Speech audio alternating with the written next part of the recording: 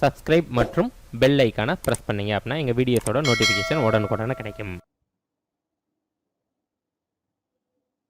அனைத்து நண்பர்களுக்கும் ஆன்லைன் மேனியாவின் அன்பு வணக்கங்கள். நாம இன்னைக்கு ஜனவரி 2, 2024 என்ன மாதிரியான முக்கியமான நடப்பு நிகழ்வுகளோடு சேர்த்து அது சார்ந்த ஸ்கூல் புக் கண்டென்ட்டையும் ப்ரீவியஸ் இயர் கொஸ்டினையும் கனெக்ட் பண்ணி கனெக்ஷன் வடிவில தான் ஒவ்வொரு நாளும் கரண்ட் அஃபேர்ஸ் வீடியோவை நாம பார்த்துட்டு இருக்கோம். ஸோ நம்ம வீடியோவை புதுமையா பார்க்கக்கூடிய நண்பர்கள் மறக்காம நம்ம சேனலை சப்ஸ்கிரைப் பண்ணி வச்சுக்கோங்க. ஸோ அப்பதான் கனெக்ஷன் வடிவிலான கரண்ட் அஃபேர்ஸ்க்கான வீடியோட நோட்டிஃபிகேஷன்ஸ் உடனே உங்களுக்கு வரும். ஓகேங்களா? சரி, வாங்க இன்றைக்கான தலைப்புகள்ல என்னெல்லாம் இருக்கு அப்படின்றது பார்க்க ஆரம்பிக்கலாம். அதற்கு முன்பாக நேற்று நாம என்ன படிச்சோமோ அதை ரிவைஸ் பண்ணும் விதமாக இங்க 3 இமேஜஸ் கொடுக்கப்பட்டிருக்கு. சோ இந்த 3 இமேஜஸ் சார்ந்து நாம என்ன படிச்சோம், சென்டர் ஆஃப் தி இமேஜஸ் பாருங்க. ஒரு போலீஸ் ஆபீசர்ஸ் குறிப்பிட்டிருக்காங்க. சோ ஐஏஎஸ் அப்படின்றது ஃபர்ஸ்ட் இமேஜ்லயும், அதுக்கப்புறம் ஃபயர் சர்வீஸ் அப்படின்றது தேர்ட் இமேஜ்லயும் குறிப்பிட்டிருக்காங்க. சோ சென்டர் ஆஃப் தி இமேஜஸ்ல இருக்கக்கூடிய பர்சனாலிட்டியோட பேரை மட்டும் மறக்காம கமெண்ட் பாக்ஸ்ல சொல்லுங்க. இவங்க இவங்க சார்ந்து நம்ம என்ன படிச்சோம் அப்படின்றத ஞாபகப்படுத்திக்கோங்க. ஓகேங்களா? சரி, வாங்க இன்றைக்கான தலைப்புல முதல் தலைப்பு என்ன இருக்குன்னு பார்க்க ஆரம்பிக்கலாம். இன்னைக்கான ஃபர்ஸ்ட் क्वेश्चन நாம என்ன பார்க்க போறோம் அப்படின்னா, வட இந்தியாவின் முதல் நதிகள் புனரமைப்பு திட்டத்தின் பெயர் என்ன அப்படின்னு கேட்கப்பட்டிருக்கு. சோ இந்த கேள்விக்கான சரியான விடை தேவிகா திட்டம் அப்படின்னு தெரியும். ஓகேங்களா? இப்போ மேற்கூறிய ஆப்ஷன்ஸ்லாம் எதற்காக வைக்கப்பட்டது? சில புனரமைப்பு திட்டங்களை நாம ரிவைஸ் பண்ண போறோம். அம்ருத் திட்டம் அப்படின்றது நகர்ப்புற புனரமைப்பு திட்டம் அப்படின்னு தெரியும். ஓகேங்களா? சோ அதற்கப்புறம் பிரசாத் அப்படின்றது, சோ இது நம்ம சமய ரீதியாக ஆன்மீக தலங்கள் இருக்கும்ல, சோ அதை புனரமைக்கக்கூடிய திட்டம் தான் பிரசாத் திட்டம் அப்படின்னு தெரியும். ஓகேங்களா? நமோ பாரத் அப்படின்றது திட்டம் கிடைக்காது, அது ஒரு அதிவிரைவு போக்குவரத்து ரயில் சேவை. ஓகேங்களா? காசியாபாத் டு மீரட் அப்படின்னு சொல்லுவாங்க. சோ அங்க தொடங்கி வச்சிருந்தோம் 2023 அக்டோபர் மாசம் நம்ம இந்திய பிரதமர் தொடங்கி வச்சாங்க. சோ அதை நம்ம ரிவைஸ் பண்ணிட்டாச்சு. ஓகேங்களா? சோ நாம இங்க என்ன படிச்சிருக்கோம் அப்படின்னா, வட இந்தியாவின் முதல் நதிகள் புனரமைப்பு திட்டத்தின் பெயர் தேவிகா அப்படின்றது படிச்சிருக்கோம். சரி, இந்த திட்டம் சார்ந்து வேறு என்ன தகவல்கள்லாம் இருக்கு அப்படின்றத பார்க்க ஆரம்பிக்கலாமா? சோ இங்க என்ன சொல்றாங்கன்னா, இப்போ இந்த திட்டத்துடைய நிலை என்ன அப்படின்னா இறுதி கட்டத்துல இருக்கு. சோ இந்த தேவிகா திட்டத்தை நாட்டிற்கு அர்ப்பணிக்க உள்ளவர் அப்படின்னா இந்திய பிரதமர் கூடிய விரைவில் நாட்டிற்கு அர்ப்பணிக்க இருக்காங்க. சோ தேவிகா திட்டம் எந்த திட்டத்துடைய முன்மாதிரியான திட்டம் அப்படின்னா நமாமி கங்கா ப்ராஜெக்ட் உடைய முன்மாதிரியான திட்டம் அப்படின்னு சொல்றாங்க. ஓகேவா? சோ அதன் போலவே இதுவும் வடிவமைக்கப்பட்டிருக்குன்னு சொல்றாங்க. சோ பெயர் காரணம் புனித நதியான கங்கையின் சகோதரி நதின்னு சொல்லுவாங்க. இது ஒரு கிளை ஆறு அப்படின்னு சொல்றாங்க. ஓகேங்களா? சோ இந்த தேவிகா நதி எங்க ஓடிட்டு இருக்கு? ஜம்மு காஷ்மீர்ல பாயுது. சோ இதற்கு என்ன சிறப்பு அப்படின்னா மத முக்கியத்துவம் வாய்ந்த ஒரு நதியாக பார்க்கப்படுது. சோ தமிழ்நாட்டுல மத முக்கியத்துவம் வாய்ந்த நதி அப்படின்னு சொன்னோம்னா எந்த நதியை சொல்லலாம் அப்படின்றத நீங்க சொல்லுங்க. ரொம்ப ஒரு பெரிய நதி தான். ஓகேங்களா? ரொம்ப சின்ன நதிலாம் சொல்லக்கூடாது. பெரிய நதிகள் நம்ம புக்ல படிச்சிருக்கோம்ல, அதுல ஒரு நதி இருக்கு, அது என்னன்றதை நீங்க சொல்லுங்க. சோ நடைபெற்றவை மத்திய அமைச்சர் இப்ப என்ன பண்ணிருக்காங்க, ஜிதேந்திரநாத் சிங் அப்படின்றவங்க இந்த தேவிகா திட்டத்தை பற்றிய கள ஆய்வுல ஈடுபட்டிருக்காங்க. சோ அதனாலதான் நாம இன்னைக்கு படிச்சுட்டு இருக்கோம். சோ இந்த திட்டம் தயாரிப்பு தொடங்கப்பட்டது 2019 காலகட்டத்தில். சோ இந்த திட்டத்திற்கான நிதி செலவு ரூபாய் 190 கோடி அப்படின்னு சொல்லப்பட்டது. ஓகேங்களா? சரி, வேறு என்ன சொல்றாங்கன்னு பார்க்கலாமா? இந்த திட்டத்துடைய நோக்கம் தான் என்னப்பா, ஆறுகள் மாசுபடுவதை குறைக்கணும், அதற்கப்புறம் நீரின் தரத்தை முன்னேற்றணும் அப்படின்னு சொல்றாங்க. ஓகேவா? சோ இந்த திட்டத்தின் மூலமாக என்ன மாதிரியான செயல்பாடுகளில் ஈடுபட போறாங்க? ஆக்கிரமிப்புகள் அகற்றம், இயற்கை நீர்நிலைகளை மீட்டெடுப்பது, கழிவுநீர் சுத்திகரிப்பு நிலையம், சூரிய மின் உற்பத்தி நிலையங்களை அமைப்பது. சோ இந்த விஷயங்கள் எல்லாம் ஈடுபட போறாங்க. சோ நாம இங்க என்ன படிச்சிருக்கோம்? வட இந்தியாவின் முதல் நதிநீர் புனரமைப்பு திட்டம்னா தேவிகா அப்படின்றது நம்ம படிச்சிருக்கோம், மறந்துடக்கூடாது. ஓகேங்களா? சரி, வாங்க இப்போ இது சார்ந்து ஒரு ஸ்கூல் புக் கண்டென்ட்டை பார்க்க ஆரம்பிக்கலாம். சோ என்ன பார்க்க போறோம் அப்படின்னா, இந்த தேவிகா திட்டத்திற்கு முன்மாதிரியாக விளங்குனது எது? நமாமி கங்கா ப்ராஜெக்ட் அப்படின்னு படிச்சோமா? சோ அந்த நமாமி கங்கா திட்டம் அப்படின்றது கங்கையை தூய்மைப்படுத்துவதற்கான ஒரு தேசிய குறிக்கோளாக அமைக்கப்பட்டிருந்தது. இது ஒரு மீச்சிறப்பு திட்டம் அப்படின்னு சொன்னாங்க. சோ அங்கீகரிக்கப்பட்ட ஒருங்கிணைந்த பாதுகாப்பு திட்டமாகும் அப்படின்னு சொன்னாங்க. இந்த திட்டம் ஆரம்பிக்கப்பட்டது 2014.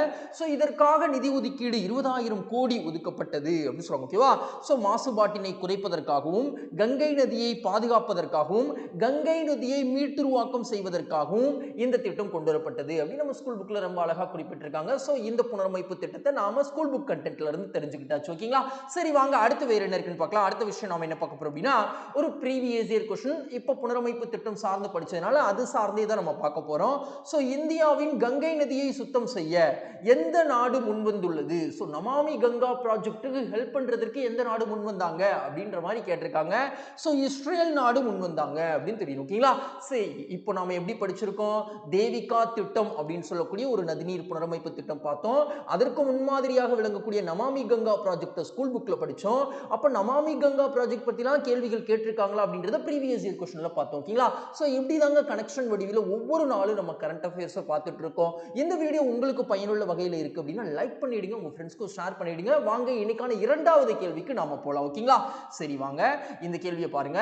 2023 நாட்டின் அனைத்து கிராமங்களிலும் உள்ள வீடுகளுக்கு குடிநீர் வழங்குவதற்கான திட்டம் பெயர் என்ன அப்படின்னு கேட்கப்பட்டிருக்கு. ஓகேவா? 2023ல எல்லா கிராமங்களுக்குமே குடிநீர் வழங்கிடணும், இல்லத்திற்கே கொண்டு போய் குழாயை வச்சிடணும் அப்படின்னு சொல்றதுக்கான திட்டம் என்னப்பா? இப்ப 2024 ஓகேயா? சாரி நிகழாண்டு, இந்த இது வந்து பிஸ்கல் இயர் தானே, அதனால 2023 சொல்றோம். சோ என்ன திட்டம் அப்படின்னா ஒவ்வொரு வீட்டிலும் குடிநீர் திட்டம் கூடிய விரைவில் அறிமுகப்படுத்த போறாங்க. சோ மேற்கூறிய ஆப்ஷன்ஸ்லாம் எதற்காக வைக்கப்பட்டது? குடிநீர் சார்ந்தே நாம ஒரு சில திட்டங்களை நம்ம ரிவைஸ் பண்ண போறோம். அட்டல் பூஜல் திட்டம் அப்படின்றது நிலத்தடி நீர் பராமரிப்புக்காக கொண்டு வரப்பட்டது 2019. ஓகேங்களா? ஸ்வச் பாரத் திட்டம் அப்படின்றது தூய்மை இந்தியா திட்டம் 2014 கொண்டு வரப்பட்டது. ஓகேங்களா? சோ அதுக்கப்புறம் ஜல் சக்தி அபியான் அப்படின்றது என்னது அப்படின்னா மழைநீர் சேகரிப்பிற்கான ஒரு திட்டம் அப்படின்னு தெரியும். இது 2019 கொண்டு வரப்பட்டது. சோ இதெல்லாம் நீர் சார்ந்த விஷயங்களை நம்ம ரிவைஸ் பண்ணிருக்கோம். ஸ்வச் பாரத்ல கூட தூய்மையான குடிநீர் அப்படின்ற ஒரு அங்கம் இருக்கு. சோ அதனால தான் அதையும் பார்த்திருக்கோம். சோ ஒவ்வொரு வீட்டிலும் குடிநீர் திட்டம் அப்படின்றது கொண்டு வர போறாங்க. எதற்காக அப்படின்னா நிகழாண்டுல அனைத்து கிராமங்களையும் வீடுகளுக்கு குடிநீர் வழங்குவதற்கான திட்டம். அதற்கு முன்பாகவே நம்ம வச்சிருக்கோம். அதுல இன்னும் வந்து நம்ம இலக்குகளை அடைய வேண்டிய பாதை இருக்கு. சோ அதனால நாம ஒவ்வொரு வீட்டிலும் குடிநீர் அமைப்பதற்கான திட்டத்தை அறிவிக்கிறோம். ஓகேங்களா? சரி பாருங்க, இப்போ மத்திய அரசு வெளியிட்டுள்ளது அப்படின்னு பார்த்தோம்னா கிராமப்புற பகுதிகளில் சுமார் 5.33 கோடி வீடுகளில் குடிநீர் இணைப்பு வழங்கப்படலை அப்படின்ற அறிவிப்பை தற்போது வெளியிட்டிருக்காங்க. சோ இப்போ இந்த 5.33 கோடி வீடுகளுக்கு குடிநீர் வழங்கணும்ல, சோ அதை யாரு செயல்படுத்த போறா? மத்திய அரசும் மாநில அரசும் சேர்ந்து தான் செயல்படுத்த போறாங்க. ஏன் மத்திய அரசு மட்டும் பண்ண முடியாதா?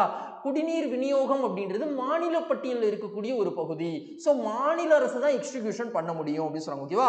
சோ அப்ப மத்திய அரசுடைய கான்ட்ரிபியூஷன் அந்த திட்டத்தை எக்ஸிக்யூட் பண்றதுக்கு தொழில்நுட்ப உதவியும் நிதி உதவியும் வழங்க முடியும் அப்படின்னு சொல்றாங்க. தற்பொழுது வரைக்கும் எவ்வளவு கிராமங்கள்ல குடிநீர் இணைப்பு வசதி பொருத்தப்பட்டிருக்கு அப்படின்னா என்ன சொல்லணும்? 72.29% பொருத்தப்பட்டிருக்கு. சோ இந்த திட்ட செயல்பாட்டை பொறுத்த வரைக்கும் எந்த மாநிலம் ரொம்ப கம்மியாக பின்பற்றாங்க, இந்த திட்டத்தை எக்ஸிக்யூட் பண்றாங்க அப்படின்னா வெஸ்ட் பெங்கால் 40% தான் இந்த திட்டத்தை எக்ஸிக்யூட் பண்ணிருக்காங்க. அதுக்கப்புறம் ராஜஸ்தான் 45%, ஜார்க்கண்ட் 47% அப்படின்னு சொல்றாங்க. ஓகேவா? சோ அதுக்கப்புறம் தமிழ்நாட்டுடைய நிலை என்ன? இந்த திட்டத்துடைய எக்ஸிக்யூஷன் படி பார்த்தோம்னா 78.59% இடங்கள்ல இந்த திட்டத்தை நடைமுறைப்படுத்தியாச்சுன்னு சொன்னாங்க. சோ சிறந்து செயலாற்றிய மாநிலம் அப்படின்னு பார்த்தோம்னா மிசோரம் வந்து 98.35% அளவுக்கு சிறந்து செயலாற்றி இருக்குன்னு சொல்றாங்க. சோ அனைத்து வீடுகளுக்கும் குடிநீர் இணைப்பு வழங்கிய மாநிலம் அப்படின்னு எடுத்து பார்த்தோம்னா புதுச்சேரி, தெலுங்கானா, குஜராத், கோவா, பஞ்சாப், ஹிமாச்சல் போன்ற 6 மாநிலங்கள் பிளஸ் 3 யூனியன் பிரதேசங்கள்ல 100% இந்த திட்டம் எக்ஸிக்யூட் பண்ணப்பட்டிருக்கு அப்படின்னு சொல்றாங்க. ஓகேவா? சோ மத்திய அரசு ஒரு அறிக்கையை வெளியிட்டிருக்காங்க. அந்த அறிக்கையில சொல்றாங்க இன்னும் 5.33 கோடி கிராமங்களுக்கு குடிநீர் இன்னும் வழங்கப்படலை அப்படின்னு சொல்றாங்க. சோ அங்கெல்லாம் எக்ஸிக்யூட் பண்றதுக்காகத்தான் என்ன திட்டத்தை கொண்டு வர போறாங்க? ஒவ்வொரு வீட்டிலும் குடிநீர் திட்டம் அப்படின்றது அறிமுகப்படுத்த போறாங்க. ஓகேங்களா? சரி வாங்க அடுத்து வேற என்ன இருக்குன்னு பார்க்கலாம். அடுத்த விஷயம் நாம என்ன பார்க்க போறோம் அப்படின்னா ஒரு புக் கண்டென்ட். ஓகேங்களா? அப்ப குடிநீர் பத்தி தான் நம்ம படிச்சிருக்கோம். சுத்தமான குடிநீர் பெறுதல் என்பது நமது அடிப்படை உரிமை, ஃபண்டமெண்டல் ரைட்ஸ் அப்படின்னு சொல்லிட்டாங்க. இது இந்திய அரசியலமைப்பில் எந்த பிரிவில் அடங்கியுள்ளது அப்படின்னு கேட்டிருக்காங்க ஒரு ஸ்கூல் புக்ல ஒரு கேள்வியாக. ஓகேங்களா? சோ என்னது? பிரிவு 21 right to life and personal liberty அப்படின்னு சொல்றாங்க. ஓகேவா? வாழ்க்கை மற்றும் தனி மனித சுதந்திரம் பற்றி பேசக்கூடியது. ஓகேங்களா? சோ இந்த பிரிவு 21 படி வாழ்வதற்கான உரிமை நமக்கு இருக்குல்ல, சோ சுத்தமான குடிநீர் பெறுதலுக்கான உரிமையும் அதில் உள்ளடங்குது அப்படின்னு சொல்றாங்க. ஓகேங்களா? சரி வாங்க அடுத்து வேற என்ன இருக்குன்னு பார்க்கலாம். அடுத்த விஷயம் நாம என்ன பார்க்க போறோம் அப்படின்னா ஒரு ப்ரீவியஸ் இயர் क्वेश्चन. இங்க பாருங்க, ஒரு திட்டம் இருக்கு அப்படின்னா அந்த திட்டத்தை 100% எக்ஸிக்யூட் பண்ற மாநிலம்லாம் நம்ம இப்ப பார்த்தோம். ஸோ எப்படிலாம் டிஎன்பிஎஸ்சி கான்சன்ட்ரேட் பண்ணி கேட்குறாங்களா அப்படின்னா 1970ஆம் ஆண்டில் 100% கிராமப்புற மின்மயமாக்கலை பெற்ற இந்தியாவின் முதல் மாநிலம் எது அப்படின்னு கேட்டிருக்காங்க. ஹரியானா அப்படின்னு தெரியும். ஓகேங்களா? இது எந்த வருஷம் கேட்கப்பட்டது? 2023ல கேட்கப்பட்டது. ஓகேங்களா? சரி, இப்போ உங்களுக்கான கேள்வி என்ன அப்படின்னா, நம்ம இந்தியாவில் அதிகமாக நகர்ப்புறத்தை கொண்டிருக்கக்கூடிய மாநிலம் எது அப்படின்றது உங்களுக்கான கேள்வி, நீங்க சொல்லணும். ஓகேங்களா? சரி வாங்க, அடுத்து வேற என்ன இருக்குன்னு பார்க்கலாம். 2023இல் பெண்களுக்கு எதிரான குற்றங்கள் அதிகமாக பதிவாகியுள்ள மாநிலம் எது அப்படின்னு கேட்டிருக்காங்க. சோ இந்த கேள்விக்கான சரியான விடை உத்தரப்பிரதேசம் அப்படின்னு தெரியும். ஓகேங்களா? அப்ப இரண்டாவது அதிகம் அப்படின்னா டெல்லி, மூன்றாவது அதிகம் மகாராஷ்டிரா, நான்காவது அதிகம் பீகார் அப்படின்னு தெரியும். ஓகேங்களா? சோ பெண்களுக்கு எதிரான குற்றங்கள் உத்தரப்பிரதேசத்துல அதிகமாக பதிவாகி இருக்கு. சோ மொத்த பதிவான வழக்குகள்ல 55% வழக்குகள் வந்து உத்தரப்பிரதேசத்துல பதிவானது அப்படின்னு சொல்றாங்க. ஓகேங்களா? சரி, இப்போ இது சார்ந்த விவரங்களை பார்க்கலாம். தேசிய மகளிர் ஆணையம் 2023ல எவ்வளவு வழக்குகள் பதிவாகி இருக்குன்னு சொல்றாங்க அப்படின்னா 28,811 புகார்கள் பதிவாகி இருக்கு அப்படின்னு சொல்றாங்க. சோ இந்த புகார்கள்ல எது அதிகமா அப்படின்னா கண்ணிய குறைவு புகார்கள், பெண்களை கண்ணிய குறைவாக நடத்தக்கூடிய வகையில சில ஆக்டிவிட்டிஸ் இருந்ததுன்னா அது சார்ந்த புகார்கள் தான் அதிகம். 8,540 புகார்கள் இருக்கு அப்படின்னு சொல்றாங்க. குடும்ப வன்முறை புகார்கள் 6,274 புகார்கள் இரண்டாவது அதிகம். வரதட்சணை புகார்கள் அதிகமாக இருக்கு. சோ பாலியல் ரீதியான துன்புறுத்தல் நான்காவது இடத்துல இருக்கு. ஓகேங்களா? சோ இந்த மாதிரியான புகார்கள் எல்லாம் பெண்களுக்கு அதிகமா வருது. இன்னும் அதிகமா இருக்கு. சோ நம்ம டாப் மோஸ்ட் மட்டும் பார்த்துக்கிட்டோம். ஓகேங்களா? சோ உத்தரப்பிரதேசத்துல 55% புகார்கள், அதாவது 16,109 புகார்கள் அங்கதான் பதிவாகி இருக்கு பெண்களுக்கு எதிரான குற்றம் அப்படின்னு சொல்றாங்க. சோ தமிழ்நாட்டுடைய நிலை என்ன அப்படின்னா 608 புகார்கள் ஒரு வருடத்துல பதிவாகி 8வது இடத்துல இருக்கு அப்படின்னு சொல்றாங்க. ஓகேவா? சோ 2022 ஒப்பிடும் பொழுது பெண்களுக்கு எதிரான குற்றங்கள் அப்படின்றது இந்தியாவை பொறுத்த வரைக்கும் குறைஞ்சிருக்கா கூடியிருக்கா அப்படின்னா குறைஞ்சிருக்குன்னு சொல்றாங்க. 2022ல 30,864 புகார்கள் பதிவாயிடுச்சு. இப்போ 28,811 புகார்கள் அப்படின்னு சொல்றாங்க. ஓகேவா?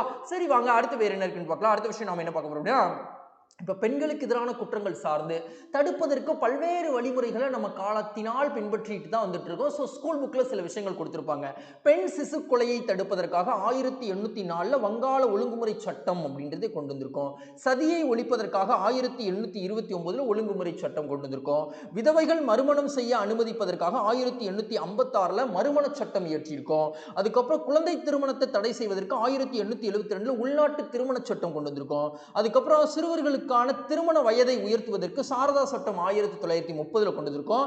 தேவதாசி முறையை ஒழிப்பதற்கு 1947ல சட்டம் கொண்டு வந்திருக்கோம். இந்த தேவதாசி முறையை ஒழிப்பதற்கான மசோதாவை தமிழ்நாடு சட்டப்பேரவையில் அறிமுகப்படுத்தியவர் யார் அப்படின்றது உங்களுக்கான கேள்வி, நீங்க சொல்லுங்க. ஓகேங்களா? சரி வாங்க, அடுத்து வேற என்ன இருக்குன்னு பார்க்கலாம். இங்க பாருங்க, ஒரு ப்ரீவியஸ் இயர் क्वेश्चन. ஓகேங்களா? அதாவது வன்முறையால் பாதிக்கப்பட்ட பெண்களுக்கு தனியார் மற்றும் பொது இடங்களில் குடும்பம், சமூகம் மற்றும் பணியிடத்தில் ஆதரவளிக்கும் நோக்கம் கொண்டது எது அப்படின்னு கேட்டிருக்காங்க. சோ இந்த கேள்விக்கான சரியான விடை ஒன் ஸ்டாப் கிரைசிஸ் சென்டர். அப்போ ஒரு நிறுத்த நெருக்கடி மையம் அப்படின்ற ஒரு மையம் இருக்கு. சோ வன்முறையால் பாதிக்கப்பட்ட பெண்களை மீட்டு கொண்டு வருவதற்காக அந்த மையம் ஹெல்ப் பண்ணும் அப்படின்னு சொல்றாங்க. ஓகேவா? இத தான் கேள்வியா கேட்டிருக்காங்க ப்ரீவியஸ் இயர் क्वेश्चनல. ஓகேங்களா? சரி வாங்க, அடுத்து வேற என்ன இருக்குன்னு பார்க்கலாம். அடுத்த விஷயம் நாம என்ன பார்க்க போறோம் அப்படின்னா, சாகர் பரிக்கிரம திட்டத்தின் கடல்வழி பயண தொடக்க விழா நிகழ்ச்சி நடைபெற்ற பகுதி எதுன்னு கேட்டிருக்காங்க. சோ இந்த கேள்விக்கான சரியான விடை சென்னையில தான் நடைபெற்றது. சோ ஆந்திரா மற்றும் புதுச்சேரியில இந்த சாகர் பரிக்கிரம திட்டத்துடைய பிரச்சாரத்தை நடத்த இருக்காங்க அப்படின்றது தெரியணும். சோ லட்சத்தீவு சார்ந்து நேற்று நம்ம படிச்சோம். இன்னைக்கு வந்து இந்திய பிரதமர் அவர்கள் திருச்சி சர்வதேச விமான நிலையத்தை திறந்து வைக்கிறாங்க. அது போக பாரதிதாசன் பட்டமளிப்பு விழாவில் கலந்துக்கிறாங்க. சோ அதற்கப்புறம் தமிழ்நாட்டில இருந்து எங்க போறாங்க? லட்சத்தீவுக்கு போறாங்க. 1150 கோடி வளர்ச்சி திட்டங்களை அங்கேயும் அறிமுகப்படுத்த போறாங்க. கொச்சியில இருந்து லட்சத்தீவுக்கு என்ன பண்ண போறாங்க? ஆப்டிக்கல் ஃபைபர் சிஸ்டம் மூலமாக இன்டர்நெட் ஃபெசிலிட்டியை கிரியேட் பண்ணி கொடுக்க போறாங்க அப்படின்ற விஷயங்களை நம்ம படிச்சிருந்தோம். ஓகேங்களா? சோ அதை நம்ம ரிவைஸ் பண்ணிட்டாச்சு. சோ தென்னையில தான் தற்பொழுது கடல்வழி பயண தொடக்க விழா நிகழ்ச்சி நடைபெற்றிருக்கு. சாகர் பரிக்கிரம திட்டத்திற்கானது அப்படின்னு தெரியும். ஓகேங்களா? சரி, இப்போ என்ன சொன்னாங்கன்னு பார்க்கலாமா? இதுல கலந்துக்கிட்டது யாரு? மத்திய மீன்வள கால்நடை பராமரிப்பு மற்றும் பால்வளத்துறை அமைச்சர் புருஷோத்தம் ரூபல்லா அப்படின்றவங்க. ஓகேங்களா.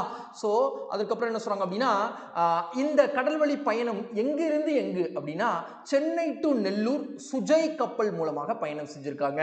சரிப்பா, சாகர் பரக்கிரமா திட்டம் அப்படின்னா என்னப்பா? அப்போ இது 3வது நிலையாக பிப்ரவரி 19, 2023 குஜராத்தில் தொடங்கினாங்க. ஸோ இதோடைய நோக்கம் என்னன்னா மீன்வள திட்டங்களை மீனவர்களிடையே பரப்புவது. ஸோ இந்த கடல் பயணம் மூலமாக மீனவர்கள் கிட்ட குறைகள்லாம் கேட்டு தெரிஞ்சுக்கிட்டு அதற்கான திட்டங்களை இம்ப்ளிமெண்ட் பண்றது, இருக்க திட்டங்கள் பற்றிய விழிப்புணர்வு அவங்கக்கிட்ட ஏற்படுத்துறது. ஸோ மீன்வள திட்டங்களுக்காக கடந்த 10 ஆண்டுகளில் 38,500 கோடி முதலீடு செய்யப்பட்டிருக்கு அப்படின்னு சொல்றாங்க. பொறுப்பான மீன்பிடியை மீனவர்களிடையே ஊக்குவிப்பது, ஸோ கடல் சுற்றுச்சூழல் அமைப்புகளை பாதுகாப்பது ரீதியாக மீனவர்களிடையே விழிப்புணர்வை ஏற்படுத்துவது தான் இந்த சாகர் பரிக்கிரமா திட்டத்துடைய முதன்மையான நோக்கமாக பார்க்கப்படுது. ஸோ செயல்பாடு என்ன அப்படின்னா கிசான் அட்டைகள் வழங்கப்பட்டன அப்படின்னு சொல்றாங்க. அப்போ கிசான் கிரெடிட் கார்டு அப்படின்றது விவசாயிகளுக்கு மட்டும் இல்ல மீனவர்களுக்கு கொடுக்கலாம் அப்படின்னு சொல்லிட்டு இந்த திட்டத்தின் அடிப்படையில் கொடுத்தாங்க அப்படின்றது தெரியணும். அது போக அதிநவீன மீன் சந்தைகளை உருவாக்கி கொடுத்தாங்க அப்படின்னு சொன்னாங்க. ஸோ திட்டமிடப்பட்டுள்ளவை ஜனவரி 1 இருந்து 6 வரைக்கும் ஆந்திரா, புதுச்சேரி போன்ற பகுதிகளில் சாகர் பரிக்கிரம திட்டம் சார்ந்த விஷயங்களை பிரச்சாரம் பண்ண போறாங்க. ஸோ தமிழ்நாட்டிலையும் கடலோர மாவட்டங்கள்லாம் பிரச்சாரத்தில் ஈடுபட்டிருக்காங்க. தமிழ்நாட்டில் எத்தனை கடலோர மாவட்டங்கள் இருக்கு அப்படின்றது நீங்க சொல்லுங்க, இது உங்களுக்கான கேள்வி. ஓகேங்களா.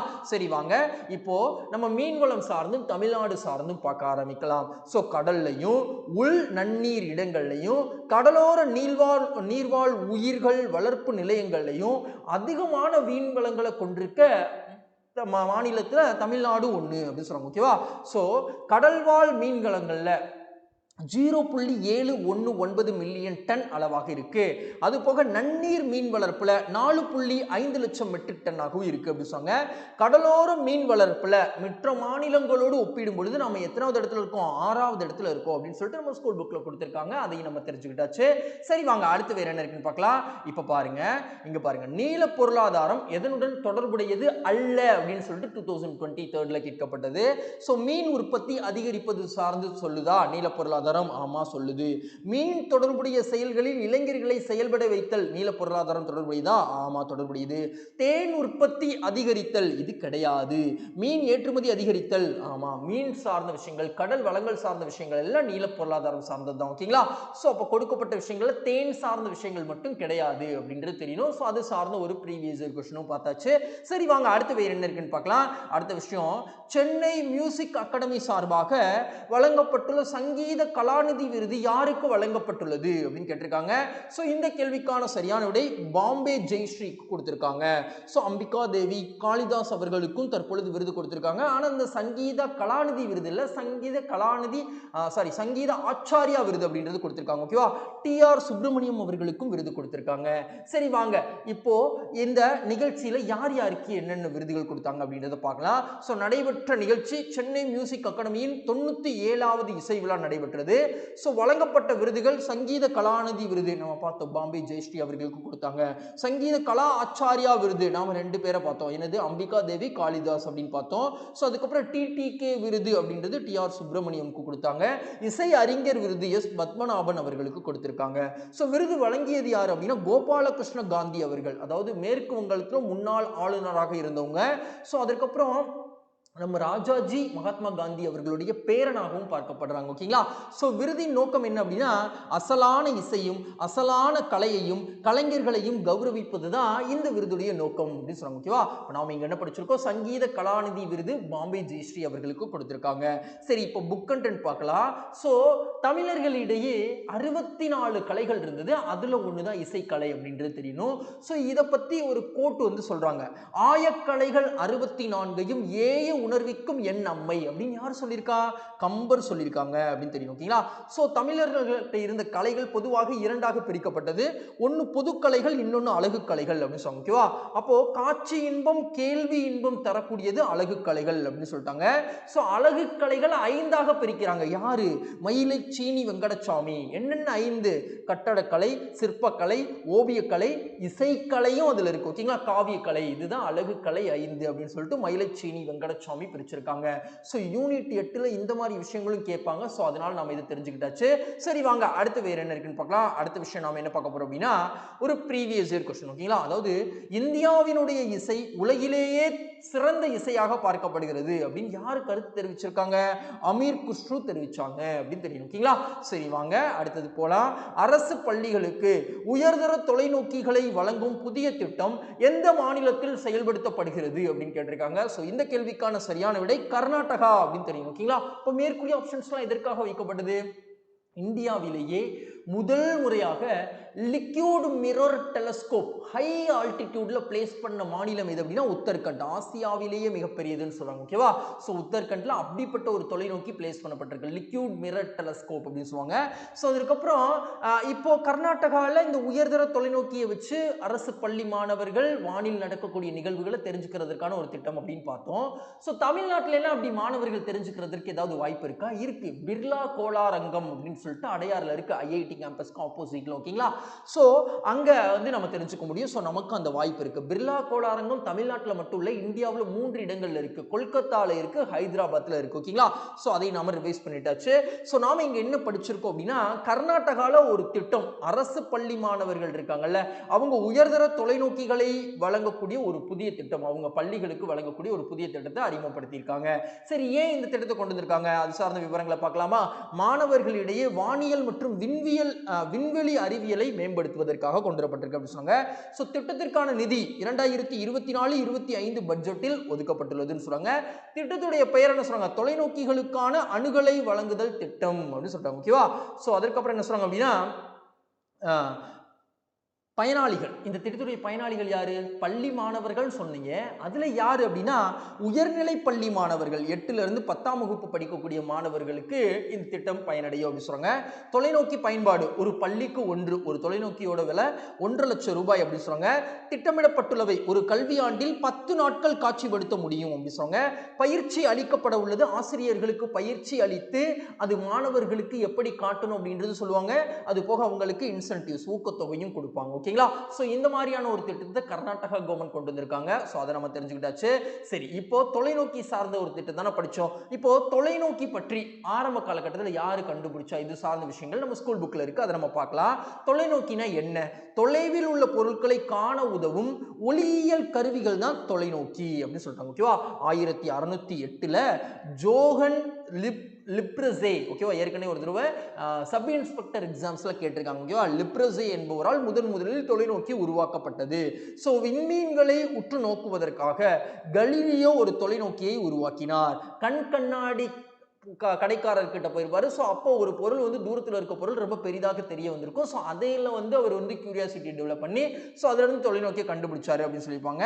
ஸோ அந்த தொலைநோக்கி வச்சு வியாழன் கோளையும் சனிக்கோளையும் அவர் என்ன பண்ணியிருப்பாரு, அதுல இருக்கக்கூடிய வளையங்களையும் ஆராய்ந்திருப்பாரு. கெப்லர் அப்படின்றவர் 1611ல ஒரு தொலைநோக்கியை உருவாக்கி இருப்பாரு. அது இப்போ தற்கால வானியல் தொலைநோக்கியை போல இருக்கு அப்படின்னு சொல்லியிருப்பாங்க. ஓகேங்களா? சரி வாங்க அடுத்து வேற என்ன இருக்குன்னு பார்க்கலாம். ஒரு ப்ரீவியஸ் இயர் क्वेश्चन. ஓகேங்களா? ஸோ பெரியார் அறிவியல் தொழில்நுட்ப மைய BM கோளாரங்கம் அமைந்துள்ள இடம் இது சென்னையில இருக்கு அப்படின்றது தெரியும். ஓகேங்களா? 2023ல கேட்கப்பட்டது. சோ அதை நாம தெரிஞ்சுக்கிட்டாச்சு. ஓகேங்களா? அடுத்து பாருங்க, பின்வரும் எந்த அமைப்பின் 66வது நிறுவன தினம் ஜனவரி 1 நேற்று ஓகேங்களா கொண்டாடப்பட்டுள்ளதுன்னு கேட்டிருக்காங்க. சோ DRDO உடைய நிறுவன தினம் தான் ஜனவரி 1 அப்படின்னு தெரியணும். சோ ITBP இந்தோ டிபெட்டியன் பார்டர் போலீஸ் போர்ஸ் உடைய நிறுவன தினம் நம்ம படிச்சிருக்கோம், அக்டோபர் 24. சோ இஸ்ரோ உடைய நிறுவன தினம் ஆகஸ்ட் 15. சோ இந்திய விண்வெளி தினம் என்று அப்படின்றத நீங்க சொல்லுங்க, இது உங்களுக்கான கேள்வி. ஓகேங்களா? இந்திய விண்வெளி தினம் 2023 புதுசாக அனுசரிச்சாங்க. சோ என்றைய தினம் அப்படின்னு நீங்க சொல்லுங்க. CSF மார்ச் 10 அப்படி தெரியும். CSFக்கு புதிய பெண் தலைவர் நீனா சிங் தேர்வு செய்யப்பட்டிருக்காங்க. ஓகேவா? சோ அதையும் நம்ம ரிவைஸ் பண்ணிட்டாச்சு. சோ DRDO உடைய நிறுவன தினம் ஜனவரி 1ன்னு பார்த்திருக்கோம். சரி, இப்போ இங்க என்ன சொல்றாங்க பார்க்கலாமா? பாதுகாப்பு ஆராய்ச்சி மற்றும் மேம்பாட்டு நிறுவனம் தான் DRDO அப்படின்னு சொல்றாங்க. Defence research development organisation. தொடங்கியது 1958 ஜனவரி 1ல. சோ பணி ராணுவத்தின் ஆராய்ச்சி மற்றும் மேம்பாட்டிற்கு பொறுப்புடைய ஒரு அமைப்பு தான் DRDO. சோ இவங்க எந்த மினிஸ்ட்ரிக்கு கீழே செயல்படுறாங்க? டிஃபென்ஸ் மினிஸ்ட்ரி கீழே.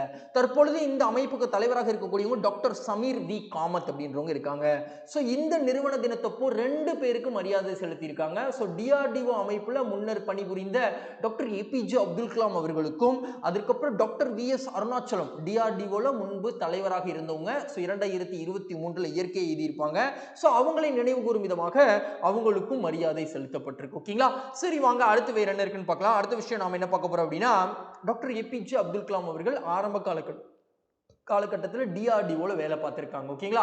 அக்னி integrated development missile development program அப்படின்ற திட்டத்திற்கு திங்க் டேங்கா இருந்தவங்களே டாக்டர் ஏபிஜே அப்துல் கலாம் தான். அந்த திட்டத்தை முன்னெடுத்து கொண்டு போனது டிஆர்டிஓ அமைப்பு தான். ஓகேங்களா? ஸோ இன்னைக்கு நாம அக்னி பிரைம் அப்படின்ற ஏவுகணையை வெற்றிகரமாக சோதனை செய்கிறோம். ஆனால் அக்னி 1 அக்னி 2 இப்படின்ற பாதையெல்லாம் கடந்து வந்து தான் இன்னைக்கு அக்னி பிரைம் கொண்டு வந்திருக்கோம். இதெல்லாமே டிஆர்டிஓ பண்ண சாதனைகள் தான். ஓகேங்களா? ஸோ இப்போ டாக்டர் ஏபிஜே அப்துல் கலாம் சார்ந்த விஷயங்கள் நம்ம பார்க்கலாம். ஸோ 1931 இருந்து 2015 வரைக்கும் இருந்தவங்க. ஸோ அபுல் பக்கீர் ஜெயினுலாப்தீன் அப்துல் கலாம் ராமேஸ்வரத்தில் பிறந்தவங்க. 11வது இந்திய குடியரசுத் தலைவராக விளங்கினவங்க. ஸோ சென்ட் ஜோசப் திருச்சி கல்லூரியில் படிச்சுட்டு சென்னை ஐஐடியில் படிச்சாங்க. அதற்கப்புறம் பாதுகாப்பு ஆராய்ச்சி மற்றும் மேம்பாட்டு நிறுவனத்தில் பணிபுரிஞ்சிருக்காங்க. ஸோ ஒரு ஏழ்மையான குடும்பத்தில் பிறந்தவங்க. அவங்களுடைய இளமை காலங்களில் செய்தித்தாள் விற்பனைக்குள்ள ஈடுபட்டிருக்காங்க. ஸோ அதுக்கப்புறம் பாரத ரத்னா விருது பெற்றவங்க 1997. இந்தியா 2020 அக்னி சிறகுகள் எழுச்சி தீபங்கள் தி லுமினஸ் ஸ்பார்க் அப்படின்னு சொல்லக்கூடிய புத்தகங்கள்லாம் எழுதினவங்க. இந்தியாவின் ஏவுகணை மனிதர் integrated guided missile development program think டேங்க்னு சொன்னோம்ல. ஸோ அதற்காகவே இவருக்கு ஒரு சிறப்பு பெயர் இருக்கு. ஸோ என்னது அப்படின்னா இந்தியாவின் ஏவுகணை மனிதர் என்று அழைக்கப்பட்டவர். இப்போ இந்தியாவின் ராக்கெட் மனிதர் என்று அழைக்கப்பட்டவர் யார் அப்படின்னு நீங்க சொல்லுங்க. ஓகேங்களா? சரி, வாங்க அடுத்து வேற என்ன இருக்குன்னு பார்க்கலாம். ஒரு ப்ரீவியஸ் இயர் கொஸ்டின். அப்போ டிஆர்டிஓ உருவாக்கின ஒரு சில விஷயங்களை கேட்டிருக்காங்க. ஆளில்லா போர் வான்வெளி வாகனம் ராஸ்டம் 2வை உருவாக்கிய மற்றும் மேம்படுத்திய அமைப்பு எதுன்னு கேட்டிருக்காங்க. டிஆர்டிஓ அப்படின்னு தெரியும். ஓகேங்களா? சரி, அடுத்த விஷயம் என்ன இருக்குன்னு பார்க்கலாமா. மத்திய கற்கால பகுதியை சார்ந்த ஆதாரங்கள் தமிழ்நாட்டில் எங்கு கண்டுபிடிக்கப்பட்டுள்ளது அப்படின்னு கேட்டிருக்காங்க. ஸோ இந்த கேள்விக்கான சரியான விடை செம்பூர் அப்படின்னு தெரியும். கல்பாக்கத்திற்கு அருகில் இருக்கு. ஸோ இந்த செம்பூர்ல தான் மத்திய கற்கால பகுதி சார்ந்த ஆதாரங்கள் கிடைக்கப்பட்டிருக்குன்னு சொல்றாங்க. ஓகேவா? சோ நம்ம தமிழ்நாட்டில் ஒரு 8 இடங்கள்ல 2024 பொறுத்த வரைக்கும் அகழாய்வு செய்ய போறாங்க. அதுல 4 இடங்கள் ரொம்ப பழமையானது தான். ஆனா 4 இடங்கள் புதுமையானது. ஓகேங்களா? அந்த புதுமையான இடங்கள் நம்ம ஆல்ரெடி படிச்சிருக்கோம். மருங்கூர் கடலூர் மாவட்டத்தில் இருக்கு. ஓகேங்களா? சோ இதுல வந்து இரும்பு காலத்தை சார்ந்த பொருட்கள்லாம் கண்டெடுக்கப்பட்டது நம்ம படிச்சிருக்கோம். சென்னனூர் அப்படின்றது கிருஷ்ணகிரியில இருக்கு. ஓகேங்களா? சோ இந்த சென்னனூர்ல வந்து புதிய கற்கால சார்ந்த கருவிகள்லாம் கண்டுபிடிக்கப்பட்டதுன்னு பார்த்தோம். திருமலாபுரம் அப்படின்றது தென்காசியில இருக்கு. ஓகேங்களா? சோ இங்க என்ன பண்ணப்படுது, வெங்கல காலத்திற்கான கருவிகள்லாம் கண்டுபிடிக்கப்பட்டது அப்படின்னு நம்ம படிச்சிருக்கோம். ஓகேங்களா? அதெல்லாம் ரிவைஸ் பண்ணியாச்சு. சோ புதிய இடங்கள்ல 4 நான் சொல்லிட்டேன், ஒண்ணு மட்டும் நான் சொல்லல. சாரி, 3 நான் சொல்லிட்டேன், ஒண்ணு சொல்லல. அது என்ன அப்படின்றது மறக்காம நீங்க கமெண்ட் பாக்ஸ்ல சொல்லுங்க. அதுக்காக வாண்டடா வைக்கப்பட்டது. ஓகேங்களா? சோ அப்போ செம்பூர் அப்படின்றது எங்க இருக்கு? கல்பாக்கத்திற்கு அருகில் இருக்கு. மத்திய கற்கால பகுதி சார்ந்த ஆதாரங்கள் கிடைக்கப்பட்டிருக்கு. சரி, இப்போ இந்த அமைந்துள்ள மாவட்டம் அப்படின்னு கேட்டாங்கன்னா செங்கல்பட்டு மாவட்டம். அப்போ கண்டுபிடித்தவர்கள் சென்னை பல்கலைக்கழக மாணவர்கள். எதை கண்டுபிடிச்சாங்க? கருக்கள், கை அச்சுக்கள், கருப்பு சிவப்பு பாத்திரங்கள் எல்லாம் கண்டுபிடிச்சிருக்காங்க. அப்ப செம்பூர் அப்படின்றது எப்படிப்பட்ட ஒரு அமைவிடத்தை கொண்ட ஒரு கிராமம் அப்படின்னா கடற்கரை அருகில் இருக்கு அப்படின்னு சொல்றாங்க. கூடுதல் எதிர்பார்ப்பு இரும்பு கால சான்றுகளும் இங்கு கிடைக்கும் அப்படின்னு எதிர்பார்க்கிறாங்க. சோ இந்த கிடைக்கப்பட்ட பொருட்களை வச்சு அதனுடைய காலத்தை உணர்ந்தா எழுத்துப்பிழை தொழில்நுட்பம் படி காலத்தை உணர்ந்துதான் மத்திய கற்காலத்துடன் தொடர்புடையது அப்படின்னு நம்ம கண்டுபிடிச்சிருக்கோம். ஓகேங்களா? சோ நாம இங்க என்ன படிச்சிருக்கோம்? செம்பூர் அப்படின்ற ஒரு இடத்துல மத்திய கற்கால கருவிகள் தமிழ்நாட்டில் கண்டெடுக்கப்பட்டிருக்கு அப்படின்னு படிச்சிருக்கோம். சரி, இப்போ நம்ம ஸ்கூல் புக்ல சில இடங்கள்ல சில கருவிகள் யூனிக்கா கிடைச்சிருக்கும். சோ அதை தான் நம்ம பார்க்க போறோம்.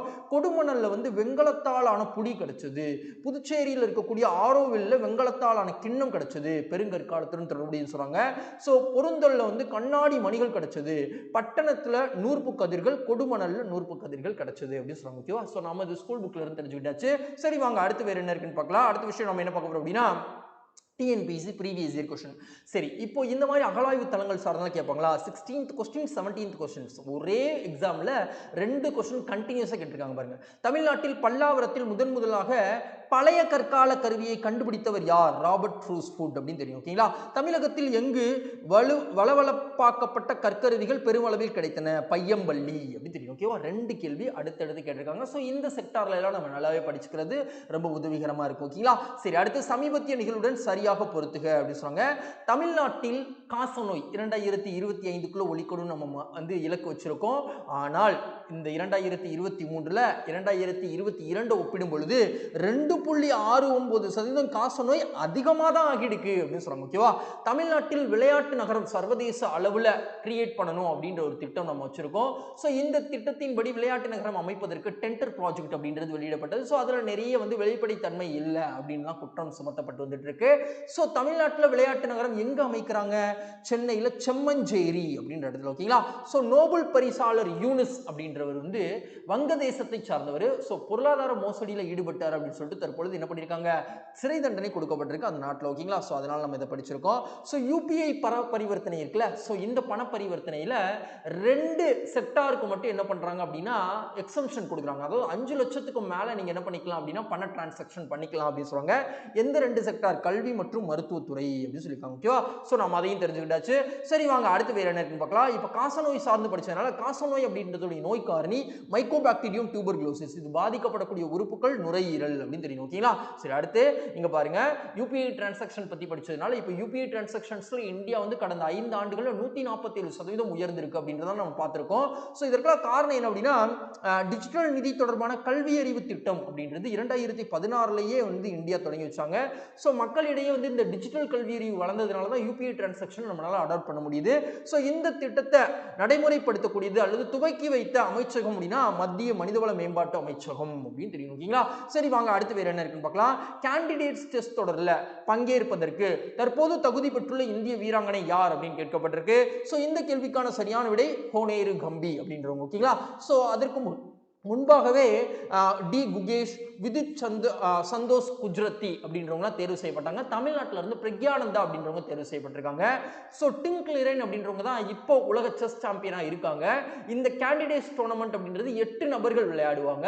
ஸோ இந்த 8 நபர்கள் டாப் ஆஃப் தி டேபிள்ல யார் வர்றாங்களோ அவங்க தான் உலக சாம்பியனா இருக்கக்கூடிய சீனாவை சார்ந்த டிங்க்லிரனோட போட்டி போடுவாங்க. ஓகேங்களா? ஸோ இதுல தற்பொழுது இந்த கேண்டிடேட்ஸ் டெஸ்ட் தொடருக்கு தேர்வாகி இருக்கவங்க ஹோனேரு ஹம்பி அப்படின்றவங்க தெரியும். ஸோ இந்தியாவில இருந்து 4 பேர் நம்ம பார்த்திருக்கோம். டி குகேஷ், விதித் சந்தோஷ் குஜ்ரத்தி, ஹோனேரு ஹம்பி, பிரக்யானந்தா. ஓகேங்களா? ஸோ அதனால நம்ம ரிவைஸ் பண்ணிட்டாச்சு. சரி வாங்க அடுத்து வேற என்ன இருக்குன்னு பார்க்கலாம். அடுத்த விஷயம் நம்ம என்ன பார்க்க போறோம்? ஒரு குயிக் ரிவிஷன் தான். நதிகள் புனரமைப்பு திட்டம், அதாவது வட இந்தியாவில் முதல் நதிகள் புனரமைப்பு திட்டம் தேவிகா அப்படின்னு பார்த்தோம். ஒவ்வொரு வீட்டிலும் குடிநீர் வழங்குவது. இன்னும் 5.33 கோடி கிராமங்கள்ல குடிநீர் ஒவ்வொரு வீட்டிற்கும் வழங்காமல் இருக்கு. ஸோ அதை பூர்த்தி செய்வதற்கான ஒரு திட்டம். அதுக்கப்புறம் பெண்களுக்கு எதிரான குற்றங்கள் அதிகமாக பதிவாகி இருக்கிறது உத்தரப்பிரதேசம். கடல்வழி பயண தொடக்க விழா அப்படின்றது சென்னையில தான் இந்த நிகழ்வு நடைபெற்றது அப்படின்னு பார்த்தோம். ஸோ எந்த திட்டத்திற்கானது அப்படின்றது நீங்க சொல்லுங்க. ஓகேங்களா? ஸோ சங்கீத கலாநிதி விருது அப்படின்றது பாம்பே ஜெயஸ்ரீ அவர்களுக்கு வழங்கப்பட்டிருக்கு. உயர்தர தொலைநோக்கிகள் பள்ளிகள் அமைக்கக்கூடிய ஒரு திட்டம் கர்நாடகா கவர்மெண்ட் இன்ட்ரோடியூஸ் பண்றாங்க. 66வது நிறுவன தினம் DRDO ஜனவரி 1 கொண்டாடப்பட்டிருக்கு. மத்திய கற்கால பகுதிக்கான ஆதாரங்கள் எங்கு கிடைக்கப்பட்டிருக்கு அப்படின்னா செம்பூர்ல கிடைக்கப்பட்டிருக்கு. கல்பாக்கத்தின் அருகே இருக்கு. தமிழ்நாட்டில் விளையாட்டு நகரம் செம்மஞ்சேரியில் அமைக்கப்படுது. சோ ஹோனேரு ஹம்பி அவர்கள் கேண்டிடேட்ஸ் டெஸ்ட் தொடருக்கு தேர்வாகி இருக்காங்க அப்படின்னு விஷயம் பார்த்தோம். ஓகேங்களா? இன்னைக்கான தகவல்கள் முடிஞ்சது ஃப்ரெண்ட்ஸ். இந்த வீடியோ உங்களுக்கு பிடிச்சிருந்தது அப்படின்னா மறக்காம லைக் பண்ணிடுங்க, உங்க ஃப்ரெண்ட்ஸ்க்கு ஷேர் பண்ணிடுங்க. இந்த தருணத்துல உங்க மனசுக்கு என்ன தோணுதோ அதை மறக்காம கமெண்ட் பாக்ஸ்ல ஃபீட்பேக்கை தெரிவிங்க. உங்க ஃபீட்பேக் எப்பொழுது வரவேற்க தகுந்தது. தேங்க்யூ. நாளைக்கு சந்திக்கலாம்.